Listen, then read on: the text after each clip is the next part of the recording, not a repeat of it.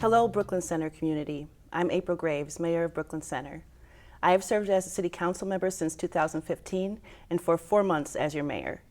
The last few years have been really tough for all of us. We've weathered a global pandemic, civil unrest, upticks in violence, and strained social relationships. Too often we have suffered from either-or thinking, when solutions to complex social and systemic problems need to be both and.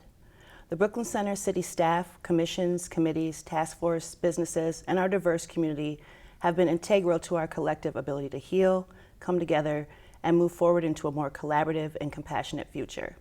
It's an imperfect process, yet despite the discomfort and setbacks, it's still progress in the right direction. Our work together signifies an expansion of practice and procedure that creates more space for marginalized voices and a greater shift in culture toward empathy, equity, and social justice. I'd like to take this opportunity to share with you some of the work the city has done and is doing to help us all live healthier, happier, and more connected lives in Brooklyn Center.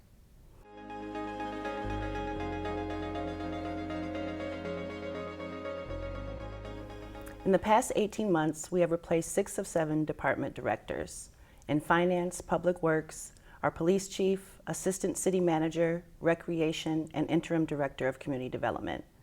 We are recruiting for a community development director, which we anticipate to be in place by June. We're adding a position of performance analyst to help the city begin measuring progress in all departments, a position we have not previously had. In addition to the 6 new department directors, we also have 2 new office directors that work across the entire organization. The director of the Office of Community Prevention, Health and Safety, and director of Equity and Human Resources. The Office of Community Prevention, Health and Safety is a new office that hosts the divisions of Alternative Response and Prevention, Organizational Performance Analysts, and Community Engagement.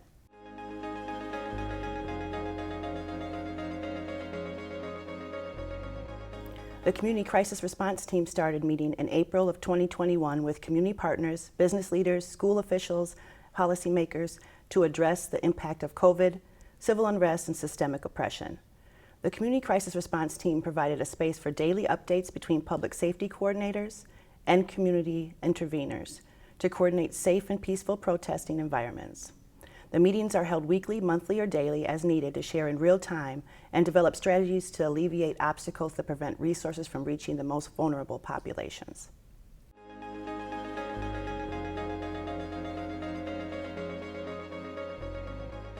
Emerging Brooklyn Center started in July of 2022. 35 community partners, including residents, business owners, city staff, and community messengers, have come together as a cohort to learn and co-create together. It is an 18-month journey to build trusting relationships, shared understanding of systemic challenges of racism, and awareness of disparities across the areas of health, public safety, economic development, housing, and food access. The cohort is working to identify innovative ways of dismantling systemic challenges for all residents, businesses, and institutions in Brooklyn Center, and is receiving training on subjects such as immigration, housing, small business and entrepreneurship, incarceration, social justice, transportation, housing, healthcare, conflict resolution, communication, and trauma-informed care.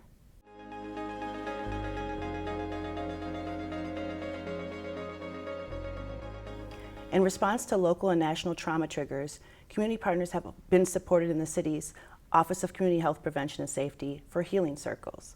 Healing circles derive from the practices of indigenous peoples and allows for the formation of relationships, the honoring of voices, and the creation of unity.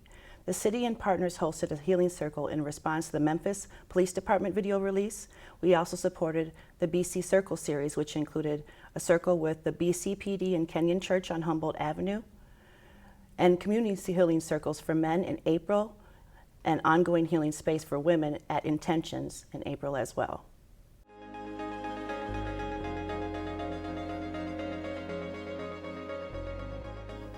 The city is currently partnering with the Brooklyn Center Community Schools Health Resource Center specialists, community partners, and Rec on the Go for the Spring and Summer Health on the Go session.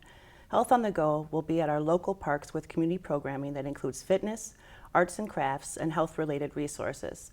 Health on the Go will attend Brooklyn Center farmers markets as well as community pop-ups during the months of May through July.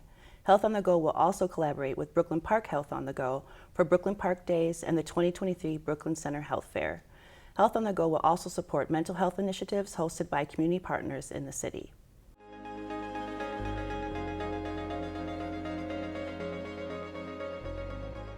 The Department of Justice mediators are conducting community trainings at the Brooklyn Center Community Center. The training certifies the participants to facilitate community conflict using facilitating conflict resolution fundamentals. Each session can train up to 15 people. Register through the city's website. It's a 2-day training that is held 4 times a year, May 25th through 26th, August 24th through 25th, and November 16th through 17th. Narcan and opioid awareness are ongoing trainings facilitated in the community. The first training was held in March of 2023. Upcoming Narcan training and opioid awareness will continue throughout the summer at various neighborhood locations. Dates and locations will be posted on the city's website.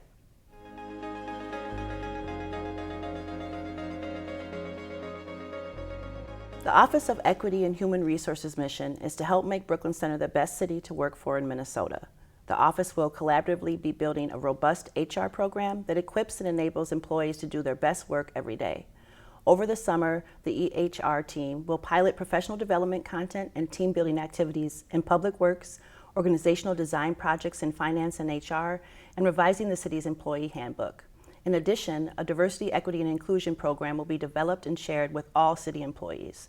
The goal of this work is to weave diversity, equity, and inclusion into the regular business rhythms and decision-making processes of the city. There will also be training and other professional development experiences delivered to employees to better equip them to build a productive and inclusive work environment and deliver exceptional customer service to residents and visitors.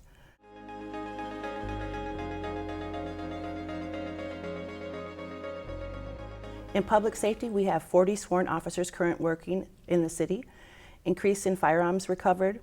We are also close to implementing an online crime dashboard. The BCPD and Economic Development staff have met with Metro Transit, the Met Council leadership, and Shingle Creek Crossing developer regarding safety and security of the transit center and business areas. This work is ongoing. The BCPD is in the process of having all supervisors attend internal affairs training and bias-related training, working on more specific diversity training with our new equity and HR director, and with a local college that will provide cultural diversity training. 30 officers have completed 1 hour of patrol online de-escalation training. We also have incorporated de-escalation training into our use of force training via scenarios, and new hires get this training during their pre-service. We recently had about 14 officers complete 2 days of field sobriety training. 31 officers completed 4 hours of online autism training.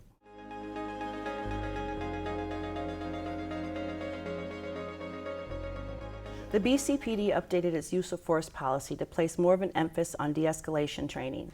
The BCPD also hosts an embedded social worker that provides follow-up services for repeat police calls with underlying social support needs. We recently hired a liaison for the Joint Community Police Partnership, and the police chief, fire chief, city manager, director of community health prevention and safety, Hennepin County, and the city council are working on implementation of recommendations to create an expanded response team to respond to nonviolent mental and behavioral health 911 calls.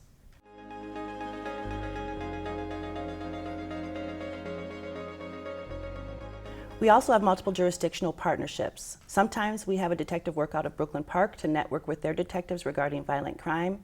We have a detective and a crime analyst that attends Northwest Hennepin Violent Crime Collaboratives. We've formed a regional task force with other cities such as Brooklyn Park, and the Hennepin County Sheriff's Office provides 8 lines of business. So if we do not have a law enforcement specialty, the Hennepin County Sheriff's Office will provide that for our city.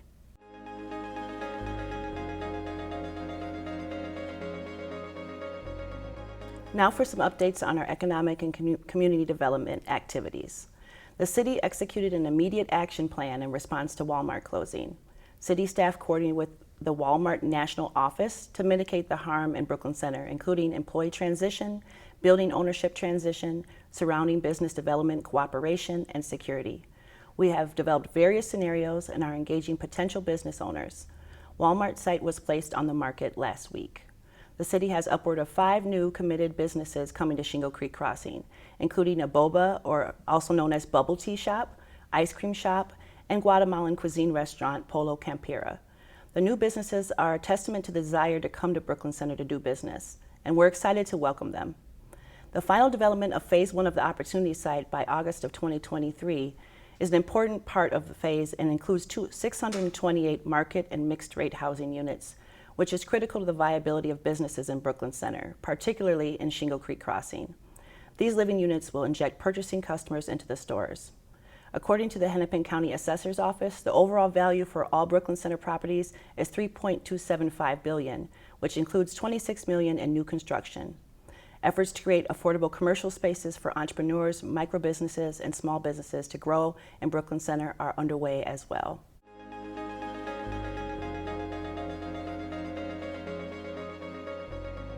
Some new initiatives that the City Council has been doing with community include strategic planning. A 5-year strategic plan is underway. This involves the council, city leadership, and community identifying a shared vision for the city and prioritizing desired outcomes or end results. We also are doing outcome-based budgeting and beginning the initial stages of the 2024 year budget. The budget will shift from solely being focused on accounting and activities, but toward the city's desired outcomes. Thereby, we will align resources in a focused manner and not a shotgun approach to achieving the visions of the city. We also are starting our community survey. The survey will be statistically valid and help the city understand the experiences, thoughts, and expectations of its residents. This is a way to take the city's temperature at this specific time. The information gathered will assist the city in planning and evaluating success.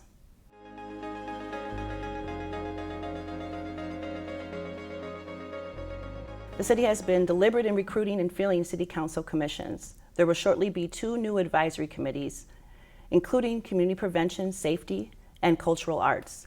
We are also working with Brooklyn Bridge Alliance for Youth to create more opportunities for youth to join our city commissions. The council has established a few task forces and committees to provide community input and recommendations on major efforts of the city, including Highway 252 Task Force and the Dante Wright Kobe Dimmick Heisler Community Safety and Violence Prevention Resolution Implementation Committee. These groups dedicate countless hours researching and synthesizing information and provide a plethora of wisdom to the council as we deliberate on complex issues. Recently, the council submitted public comments to MnDOT on the Highway 252 I-94 scoping document. As a council, we asked that MnDOT change the draft scoping document to include evaluation of the 6-lane expressway and 4-lane low-speed arterial roadway in the environmental impact statement, and include pedestrian and bicycle overpasses in the definition of those alternatives corridor elements, and reevaluate how they impact the multimodal level of service. We also asked that MnDOT add project evaluation criteria that will evaluate the project's effect on the city's tax base, including projected changes to property values, as well as changes to business activity. Finally, we asked that MnDOT update its project purpose and needs statement to include protecting and promoting human health, community livability, and equity. The City Council has received recommendations from the Implementation Committee regarding eliminating consent searches, as well as pretextual traffic stops. The committee also presented recommendations on the creation of an expanded response team that would be dispatched to nonviolent 911 calls and provide mental, behavioral, and social needs supports to individuals. The city conducted 3 town halls on the proposed recommendations to gather additional community input and will receive feedback from the city staff and vote on the recommendations during upcoming council meetings.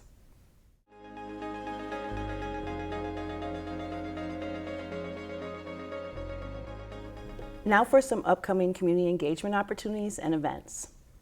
We've expanded our youth programs at the community center. We have free teen nights Thursdays in May, flick and float nights, swimming lessons in partnership with Brooklyn Center Community Schools, archery, and dancing lessons. We're seeing an increased number of users at our community center. The city has requested support from the Senate and House District representatives for a state bonding bill to expand our community center, add a multi-purpose gym, community rooms, and outdoor splash pad. We also have neighborhood meetings coming up, Twin Lake Park in May, Orchard Lane in June, and Centennial Park and Shingle Creek in July. There's also a Girls and Women Bike Ride with Intentions and Cycle Sisters June 7th, and the annual Juneteenth event June 17th.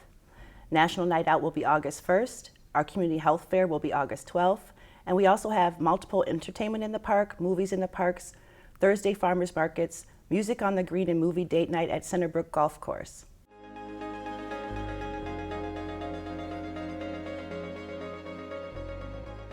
In the coming months, we are committed to continuing this work. Change takes time, but I see promising shifts and progress in our healing and moving forward as one Brooklyn Center. There may be setbacks, but I have faith in our community. I believe in our city staff, and I appreciate the differing perspectives of my fellow council members. Let's continue to show up and do the work and lead with love, humility, and grace for ourselves and one another. Unity is strength. When there is teamwork and collaboration, wonderful things can be achieved.